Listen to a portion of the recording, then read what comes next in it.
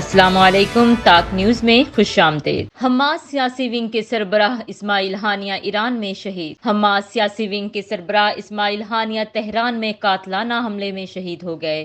ایرانی سیکیورٹی حکام اور حماس نے اسماعیل ہانیہ کی شہادت کی تصدیق کر دی۔ اسماعیل ہانیہ کو یہودی ایجنٹوں نے نشانہ بنایا۔ ایرانی خبر ایجنسی کے مطابق اسماعیل ہانیہ ایرانی صدر کی تقریب حلف برداری میں شرکت کے لیے تہران گئے تھے۔ ایرانی حکام کا کہنا ہے کہ اسماعیل ہانیہ کو تہران میں ان کی رہائش گاہ پر بدھ کی صبح نشانہ بنایا گیا۔ حملے میں اسماعیل ہانیہ کا سیکیورٹی گارڈ بھی شہید ہوا ہے۔ ایران کا کہنا ہے کہ قاتلانہ حملے کی تحقیقات کے نتائج جلد سامنے لائے جائیں گے۔ یاد رہے کہ اس سے قبل غزہ جنگ کے دوران اسماعیل ہانیہ کے خاندان کے بھی درجنوں افراد شہید ہو چکے ہیں۔ اسماعیل ہانیہ کی زندگی پر ایک نظر۔ اسماعیل ہانیہ 1962 میں غزہ کے شہر کے مغرب میں شتی پناہ گزین کیمپ میں پیدا ہوئے۔ انہوں نے 16 سال کی عمر میں اپنی کزن امل ہانیہ سے شادی کی، جن سے ان کے 13 بچے ہوئے، جن میں 8 بیٹے اور 5 بیٹیاں شامل ہیں۔ انہوں نے غزہ کی اسلامی یونیورسٹی سے 1987 میں عربی ادب میں ڈگری حاصل کی، پھر 2009 میں اسلامی یونیورسٹی سے ڈاکٹریٹ کی اعزازی ڈگری حاصل کی۔ اسماعیل ہانیہ فلسطین کے سابق وزیر اعظم، حماس کے سیاسی سربراہ